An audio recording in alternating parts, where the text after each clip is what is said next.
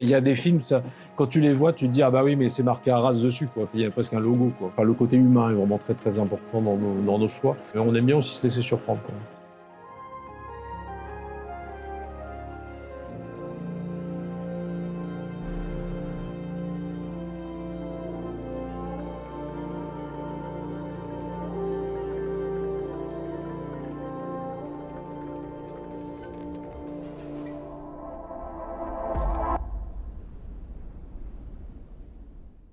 Avant de parler de l'Arras Film Festival, j'aimerais que tu nous parles un petit peu de plan séquence. Quels sont les projets de l'association, tout ça? Parce que l'association, elle préexiste au festival, c'est-à-dire que c'est une vieille association. Elle avait été créée aux années 80, en 90, je crois. C'était dans l'objectif déjà à l'époque de créer un festival autour du cinéma européen, et en région et tout particulièrement à Lille. Enfin, l'idée, c'était ça, en fait. Voilà. Bon, il s'est trouvé que le projet ne s'est pas vraiment fait, même s'il y avait des soutiens forts, genre région, CNC, mais il ne s'est pas fait. Et entre deux, nous, on a commencé à travailler avec à prendre des salles de cinéma en charge, à s'occuper de la programmation, donc d'abord sur Dunkerque. Puis il y a eu un grand basculement autour de 98-99 où on a passé un accord avec le propriétaire du Majestic à Lille, et on avait une salle en fait à disposition. Et là, on a fait de la programmation que du répertoire et que du jeune public. Voilà. Donc ça, c'était les projets. C'est pour comprendre d'où ça vient. Et en parallèle, il y a toujours le projet de festival, et il s'est commencé à se développer à partir de 2000. Voilà. Donc aujourd'hui, Plan Séquence, c'est non seulement le festival, mais c'est aussi une activité à l'année. Donc, on a des partenariats avec des salles de cinéma. Ça peut être à Arras, mais ça peut être. Aujourd'hui, on a des accords avec par exemple l'UGC à Lille, des salles plutôt associatives comme le Régentier Saint-Paul-sur-Tarnoise, ou salles de scène nationale comme le Tandem à Douai, par exemple. Voilà. Donc, on s'est travaillé avec tout type de salles, et on met beaucoup l'accent sur la question du jeune public et sur toujours le répertoire et les classiques du cinéma, parce que je pense que c'est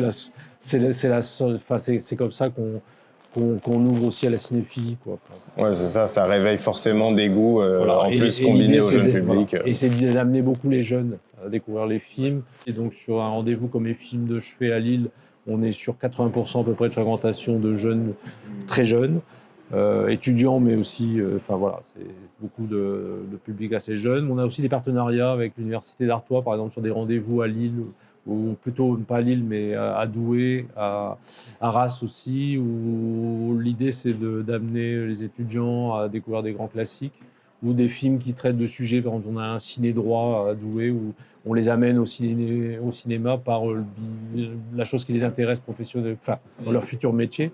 Aussi de réfléchir sur les questions du droit et de leur faire découvrir aussi ce que c'est une œuvre cinématographique, comment ça peut aborder ces sujets-là. Mm.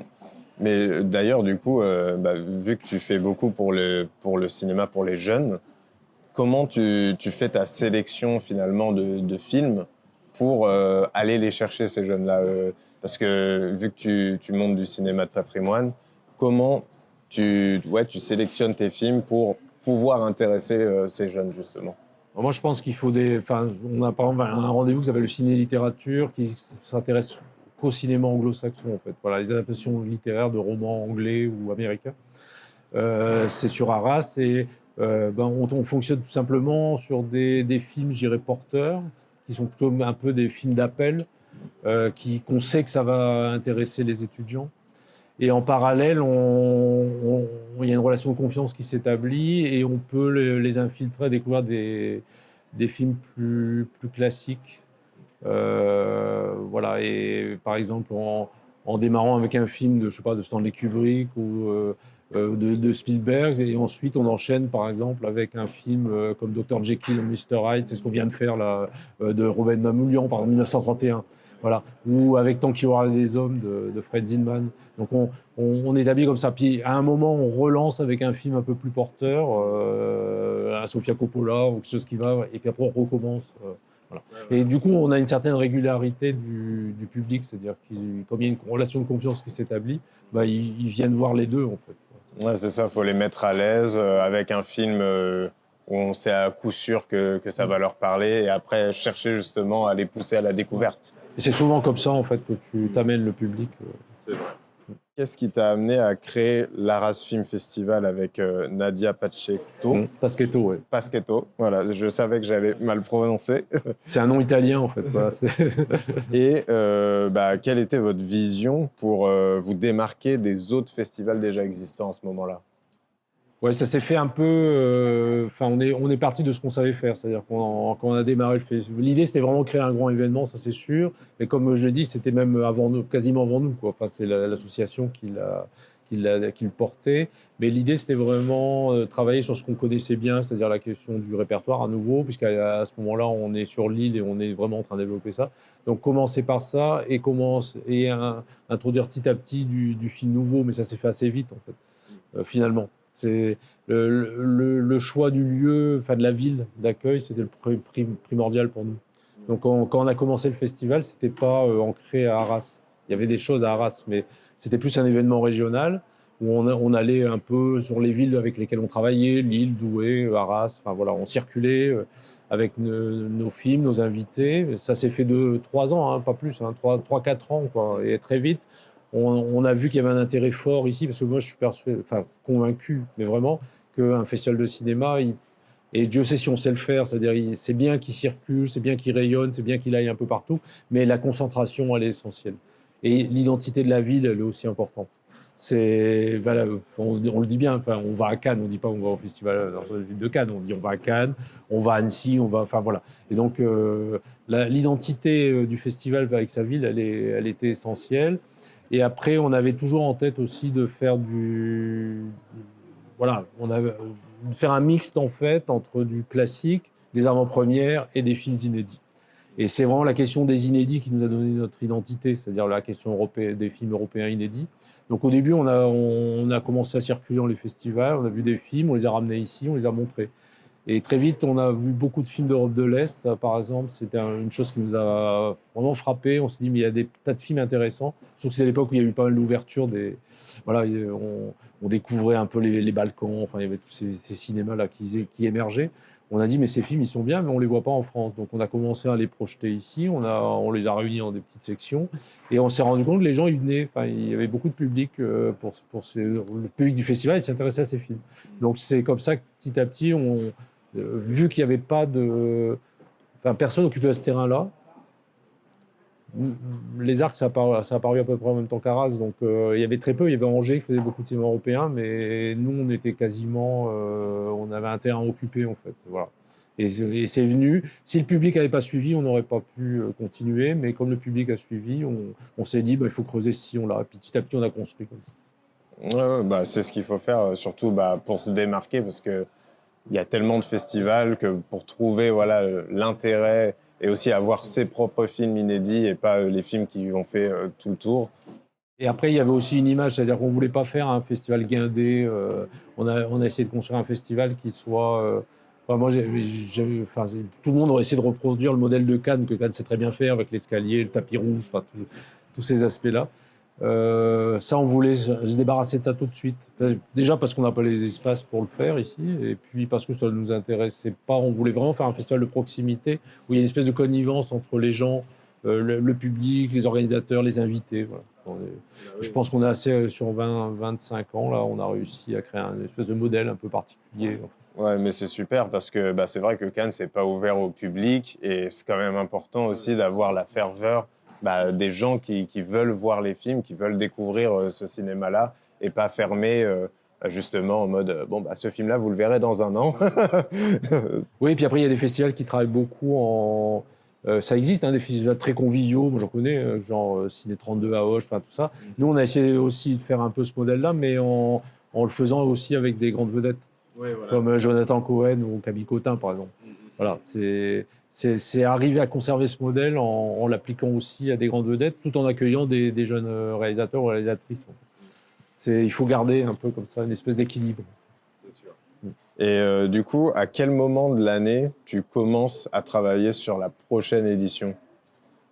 Ça dure en fait de février, une vie d'une édition qui va se dérouler en novembre. Ça démarrerait en février. Pour nous, c'est la Berlinale, c'est le marché du film européen à Berlin. Et ça se termine en fin janvier. Voilà. Donc il y a un long temps avant et il y a quand même un temps après. C'est... Ouais, voilà. Et finalement, quand tu finis en janvier, bon, bah, tu redémarres en C'est février. ça, exactement. En fait, on clôture les comptes fin janvier, début février, et après on prend un avion et on va à Berlin. Et c'est parti. Exactement. Du coup, c'est à Berlin que tu fais toutes tes découvertes pour le festival? Ouais, non, c'est plutôt la préparation en fait. C'est-à-dire qu'on est sûr à Berlin, tout le monde est là, donc on rencontre tous nos interlocuteurs, tous les organismes, les vendeurs, enfin voilà, et on regarde avec eux un petit peu ce qui pourrait nous intéresser. Parce que souvent les films sont pas faits en fait, ils sont encore en tournage à ce moment-là. Mais on fait c'est une espèce de préparation effectivement. Et c'est vrai qu'à l'EFM, il y a pas mal de films déjà, on en voit qui sont pas encore diffusés ou qui n'ont pas été montrés dans des festivals, donc on commence un peu la sélection. Mais après, on se calme. Entre Berlin et Cannes, on fait pas beaucoup de films nouveaux. C'est là où on construit les rétrospectives, en fait. Parce que là, on a un peu de temps, donc on fait plutôt les rétrospectives. On revisionne tous les films et on fait les choix à ce moment-là. Ce qui fait que quand on revient à Cannes, on a déjà on a notre plan de travail. On sait les films qui vont être intéressants, même si on les a pas encore vus, et on a déjà préparé tout ce qui est plutôt rétrospective. D'ailleurs, pour les avant-premières, ça doit être compliqué. Bon, maintenant, j'imagine qu'avec la réputation du festival, c'est peut-être plus simple. Mais avoir des grands films comme ça, avec des grandes vedettes qui viennent, pareil, à partir de quel moment on peut commencer à aller demander un film qui va sûrement avoir une grande résonance? Bon, c'est au lendemain de Cannes, en fait. Parce que Cannes, il a une particularité, c'est qu'il crée le calendrier, en fait.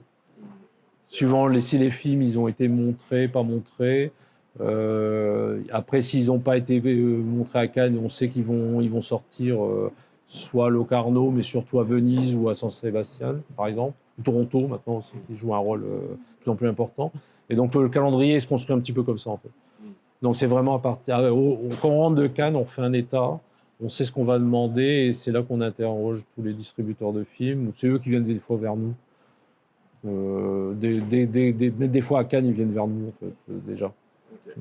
Et quand tu fais ta sélection de films pour le festival, du coup, est-ce que tu as des critères particuliers pour conserver l'identité du festival ou est-ce que finalement c'est très ouvert et on peut se faire avoir par une surprise qui finalement sort un peu du lot?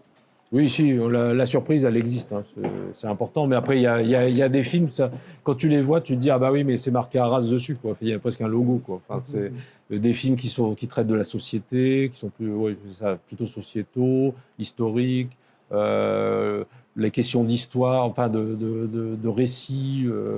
C'est vrai qu'il n'y a pas beaucoup de films artistes, c'est plutôt des films qui racontent vraiment des histoires humaines. Enfin, le côté humain est vraiment très, très important dans nos choix. Et donc, du coup, ça paraît évident, mais on aime bien aussi se laisser surprendre, quoi. Et après, il y a l'importance aussi du cinéma. Enfin, il faut que les films, c'est pas que les contenus, mais il faut surtout qu'ils soient bien réalisés, quoi. C'est ça, faut voir des bons films surtout. Du coup, dans une sélection, est-ce que tu cherches une cohérence thématique, par exemple par année ou des choses comme ça, ou même est-ce que le hasard fait que finalement, quand tu regardes toute la sélection, tu as un panorama, tu te dis ah c'est marrant, il y a des thématiques fortes qui ressortent des films. Ouais, c'est plutôt la deuxième version. Ouais. C'est-à-dire, on se laisse guider par les films qu'on découvre. On découvre les films, puis après, parfois, une fois qu'on a posé les films, on regarde et là, on dit ah bah oui, il y a des cohérences évidentes, des évidences. Cette année, il y a beaucoup de la question de la musique qui revient beaucoup, la question des chorales, la question de la jeunesse aussi, de l'émancipation, de la découverte de soi. Enfin, tout ça, c'est des thèmes qui presque s'imposent après. On se dit ah bah oui, mais pourquoi, enfin, comme s'il n'y avait pas eu un hasard dans les choix en fait.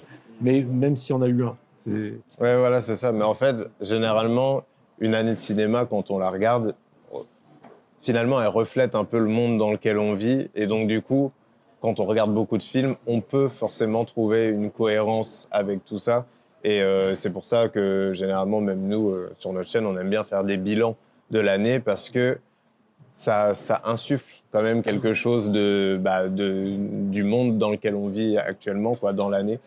Et c'est vrai que d'une année à l'autre, parfois, ça peut... Il y a des grands thèmes qui traversent comme ça les années.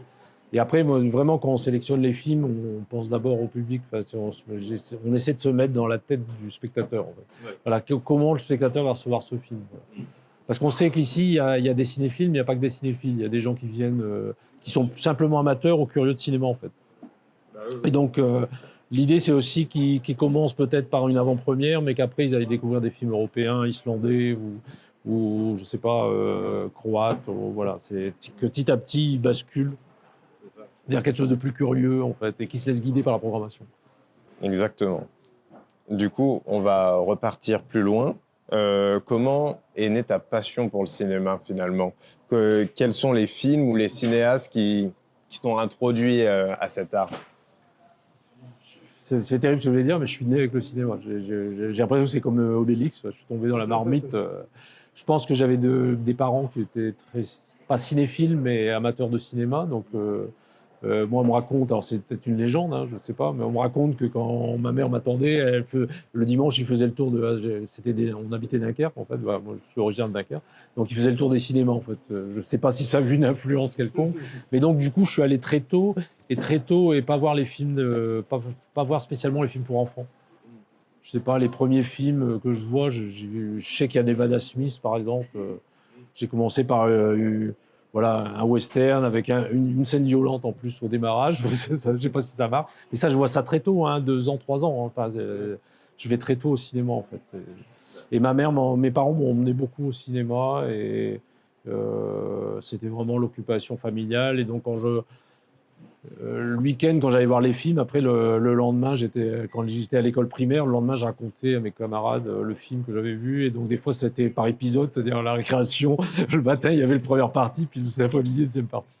Donc, j'étais déjà connu pour aller voir des films et raconter un petit peu les films que je voyais. Puis après, voilà c'était. Donc, j'ai l'impression de vivre, vraiment de démarrer. Voilà, et ça a été familial, puisque mon frère était aussi cinéphile. Il était un peu plus jeune que moi, mais on s'est nourris comme ça ensemble. Il y a eu un déclic, un moment où tu t'es dit que tu pouvais professionnellement être dans le cinéma finalement, ou en tout cas faire partie de la vie de cet art? Ouais, je crois que j'étais en 5e quand mon prof d'art plastique a demandé ce qu'on voulait faire dans la vie. Moi, j'ai dit que je voulais être cinéaste. Alors, ça fait bizarre. Voilà, c'était ça mon idée, en fait. C'était de faire des films. J'ai découvert en fait qu'on pouvait aussi. Alors j'ai tenté l'IDEC. Enfin j'étais pas prêt, j'étais pas mûr. Et puis le hasard de la vie m'a porté sur plusieurs endroits. Puis quand j'avais 25 ans, j'ai rencontré. Enfin je me suis engagé dans un cinéma comme bénévole. Et là j'ai rencontré un programmateur qui m'a fait découvrir un autre aspect, c'est-à-dire le fait qu'on pouvait aussi transmettre. J'ai appris la transmission, l'envie de faire découvrir des films aux gens, enfin voilà, de partager, de ne pas garder sa cinéphilie pour soi. En fait. Ouais. Voilà. Et ça a vraiment changé ma façon de voir les choses. Et j'ai oublié de devenir cinéaste. Mais je pense que c'est toujours comme ça. On a le métier qu'on connaît le mieux, forcément, c'est faire des films. Donc, on est forcément amené par là. Nous, ça a été pareil. Ça a été pareil aussi. On voulait faire des films. Et au final, après, on se rend compte qu'on peut en parler. Mais après, c'est vraiment au fil des découvertes. Et d'ailleurs, c'est marrant parce qu'avec Maxime, du coup, on était en lycée audiovisuel. On a fait un bac audiovisuel. Et on avait fait, du coup, c'était à Beauvais. Oui. Et il y avait un festival à l'époque de films européens aussi. Et du coup, dans la programmation du premier festival qu'on a fait, il y avait Colonel Redel. Et il y avait aussi un hommage à Martha Metzaros. Donc, c'est vrai que nous, venir là, ça nous fait une sorte de bilan, comme si, finalement, voilà, vous êtes retombés sur vos pieds. Et puis là, on va enchaîner avec Amiens. Et à Amiens, il passe Yélène, qui est un film qu'on a passé pour le bac. Ouais. Donc, vraiment, on fait un espèce de bilan comme ça. Et c'est vrai que c'est marrant de voir quelle direction on peut prendre à partir d'une passion, parce qu'en fait, finalement, il y a tellement de métiers dans cet art qu'on peut l'aborder de mille et une façons, quoi. Je pense que le hasard, peut-être ça aurait pu se passer autrement, hein, mais je pense que les rencontres aussi sont importantes et se laisser guider, découvrir que finalement, on peut aussi faire d'autres choses et y prendre beaucoup de plaisir. Et voilà. Mais moi, j'avais pas envie de garder ma cinéphilie quand même. J'avais pas envie de tout garder pour moi. Ça m'a vraiment de partager. C'était important. Je pense que c'est la base. C'est pour ça que je vous ai raconté l'histoire de l'école. Exactement, mais c'est important. On est là pour ça, nous. On est là pour ça, pour avoir justement un transfert de savoir. Et du coup, pour cette sélection 2025, est-ce qu'il y a des films qui t'ont particulièrement marqué, ceux où vraiment tu es sorti de la salle et tu t'es dit, mais celui-là, c'est sûr et certain, il est chez nous l'année prochaine? Oui, il y en a toujours. Hein. C'est dans différents registres d'ailleurs. C'est- Après, voilà, des fois ça se fait pas. Oui, pour la compétition, par exemple, il y en a certains, on réfléchit, mais par contre, il y en a que ça paraît une évidence. Euh, I Swear, par exemple, ça s'est imposé, mais c'était pas gagné parce que à l'époque, il n'était même pas encore acheté en France. Et quand on a vu que c'était un vendeur anglais, on a dit ah, ça va être compliqué parce qu'on sait aussi à qui on s'adresse. Quoi. Enfin, il y a des gens avec qui on travaille beaucoup. Donc on est rassuré, si le film s'est imposé, on est rassuré. Par contre, voilà, après, il y a des films aussi qu'on a soutenus, par exemple Made in EU, le film bulgare de Commandarev, c'est un film qui est passé par notre plateforme, donc on connaît le projet, il a eu un soutien du festival. Donc une fois qu'on est allé le voir, par exemple, on s'est dit, ouais, celui-là, il est Arras, mais vraiment jusqu'au bout Donc vraiment, il faut le passer, quoi. Mais ça arrivait aussi que des films soutenus par le festival, on soit déçus. C'est-à-dire que quand on va les voir, et on ne va pas le passer, en fait. On se voit pas se porter, et on est connu assez pour ça, d'ailleurs. Ils savent qu'on va leur dire, que ce soit le distributeur ou le vendeur, ils savent qu'on va leur dire ce qu'on pense. C'est-à-dire, moi, je ne me vois pas porter... Le film peut avoir des qualités, mais si on ne le sent pas, on peut... Voilà. Il y a des films aussi qu'on peut aimer parfois, vraiment trouver formidables, mais qu'on sait que ça ne va pas fonctionner ici, quoi, que par rapport à notre public, par rapport à ça, donc c'est tout. Ouais, c'est des choses qui arrivent, il faut faire des choix parce que j'imagine que tu vois une quantité massive de films et au bout d'un moment, faut se fier, en plus après plusieurs années comme ça, faut se fier à l'instinct, pardon, finalement.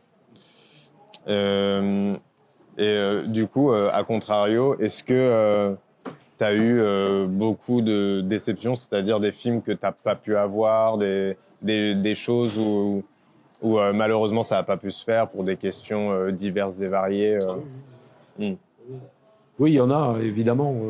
Il y a des concurrences aussi entre festivals, il ne faut pas se les cacher.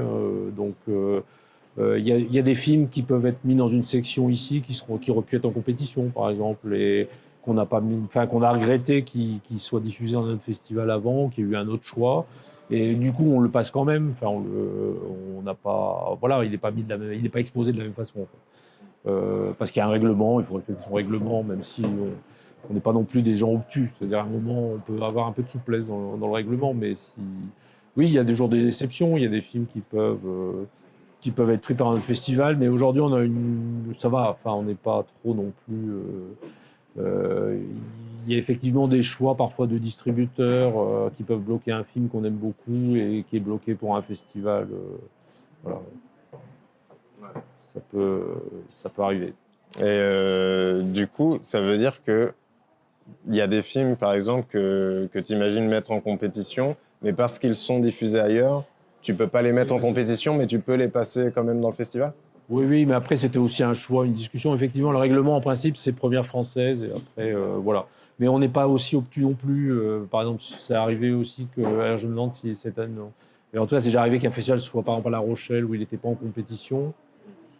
Il n'y a pas de compétition à La Rochelle, donc du coup, il faisait sa première compétition ici. Enfin, voilà, c'était un arrangement. Et après, par exemple, sur Teresa, le film qui est en compétition sur Mère Teresa, on savait qu'on ne pouvait pas demander au distributeur parce qu'il avait été acheté. C'est un film qui est passé aussi, qui a eu un grand prix à Rasdez ici. Et donc, on voulait absolument l'avoir en compétition, mais on lui a dit, mais oui, mais il faut, pour le film qui va sortir en décembre, il ne faut pas attendre novembre. Il était à Venise, on savait qu'ils avaient besoin de 2-3 festivals. On leur a dit, faites-les. Du moment qu'il n'y a pas de compétition, passez-les, les gens le verront et vous allez pouvoir faire votre travail, quoi. Donc il faut être intelligent quand même par moment. Et penser au film avant sa propre... voilà, l'important c'est le film. C'est ça. L'important, c'est qu'il soit vu et découvert par un maximum de monde, finalement. Je comprends bien. Il y a un règlement, mais il faut être souple avec son règlement. Ouais, voilà, c'est ça. De toute façon, souvent, hein, quand on met des règles, souvent pour les détourner par-ci, par-là. Je suis juriste, je sais. Ah bah. Est-ce que tu aurais une anecdote particulière, un souvenir que tu pourrais nous partager sur la préparation de cette édition? Par rapport à l'édition précédente, par exemple à Cannes, moi, on avait vu en fanfare, je sais que on l'avait vu avant la projection officielle, et donc on s'est dit celui-là, il peut pas ne pas être diffusé ici, puisque la fanfare elle est à 30 km. Enfin, c'est vraiment un film qui est vraiment fait pour Arras. Et donc tout de suite, je suis allé voir Diafana, on a discuté, mais j'ai dit, vous savez, s'il passe à Arras, alors là, on avait été un peu ferme. Là. Dit, on peut faire l'ouverture, on peut faire vraiment un gros événement. Mais tout de suite, on a vu quand même qu'il y avait ce que c'était le film et que ça valait la peine de le présenter. Ok. Du coup, on sait aussi que l'économie des festivals, c'est de moins en moins évident de nos jours. Est-ce que tu as senti des changements majeurs dans l'organisation des dernières éditions depuis sa création? Jusqu'à cette année, on était plus ou moins épargnés. On a plutôt des financeurs dans la région Hauts-de-France, on a plutôt des gens bienveillants. C'est-à-dire que ça soit la région, que ça soit le département. Je ne parle pas de la ville ou de la communauté urbaine parce que c'est une évidence, mais je trouve on a eu des baisses, mais vraiment pas violentes et pas. Enfin, vraiment, ils ont fait tout ce qu'ils pouvaient pour essayer de minimiser parce que les départements, par exemple, sont hyper impactés en fait. Voilà. Est-ce qu'il existe encore des choses que tu n'as pas encore accomplies avec l'Arras Film Festival et qui te tiennent à cœur pour les prochaines années? Ici, non, oui, il y a toujours, mais il y a des choses qu'on fera jamais d'ailleurs, peut-être. Parce que hier, Steven Spielberg, je crois qu'on n'a pas la structure pour. J'aurais bien aimé, mais non, mais nous ici, on a un grand enjeu parce que aujourd'hui, le festival, il fonctionne très bien. Là, je vois bien, on a repris une progression qu'on avait arrêtée en 2019, c'est-à-dire qu'on est en train de dépasser l'année 2019 parce que ça a été dur la reprise après Covid. Comme on a un festival très grand public, tout public, pas grand public, tout public, je crois qu'on a subi un peu le même impact que les salles, en fait. On était un peu dans la même situation. Et donc, là, maintenant, l'enjeu, c'est comment on va grandir dans cette circonstance et surtout tenir en attendant l'ouverture d'un nouveau cinéma à Arras, qui est prévu pour dans 2 ans à peu près. Voilà. Il aurait dû être fait, le Covid, ça a arrêté. Ça a fait arrêter le projet. C'était une extension du cinéma La Grand Place, en fait, le cinéma de la ville. Donc, il y avait une extension qui était prévue. Il y a eu des petits soucis avec l'architecte des bâtiments de France parce qu'on est sur une zone protégée ici, classée, et c'est pas facile. Et ils ont fait subir au projet il a fait subir pas mal d'atteintes. Et notamment la perte de 2 salles. Enfin, ça a eu pour conséquence la perte de 2 salles, donc le projet devenait plus viable. Et donc ils ont réfléchi, et avec la ville, ils ont trouvé un espace qui n'est pas très loin, en fait, qui est juste à l'entrée nord, mais c'est à 5 minutes d'ici, en fait, voilà, à pied. Hein. Donc voilà, nous l'enjeu aujourd'hui, c'est comment on va survivre pendant 2 ans en attendant ce nouveau cinéma, et comment on va intégrer le nouveau cinéma dans l'organisation du festival. Ça, c'est vraiment un enjeu essentiel. Alors, c'est pas un désir. Mais en même temps, c'est nécessaire, et je trouve que c'est un bel enjeu. C'est comment on peut imaginer le festival pour les 10 prochaines années, mais on a 2 ans pour ça, en fait. Ça, et puis ça redonne finalement vie à quelque chose, vu que il y a un grand manque ici, c'est une salle de 450 places, en fait. Ça fait des années qu'on le dit, mais c'est vraiment ça qui nous manque. Et je sais que dans le projet, elle existe. Ah. Donc, ça donne la lueur d'espoir. Voilà, c'est l'intermédiaire entre les salles. J'ai un gros trou entre 260 et 930. Ouais, voilà. Donc, l'une, c'est formidable. En plus, cette année, elle est souvent remplie. Mais parfois, ce serait utile d'avoir, ou pour la compétition peut-être, je ne sais pas, qui est souvent saturée, ça serait utile d'avoir cette salle. Et donc, c'est vraiment un bel enjeu. Super. On espère que ça marchera, en tout cas. Merci beaucoup, Eric. C'est gentil. Voilà. Super. C'est moi qui vous remercie.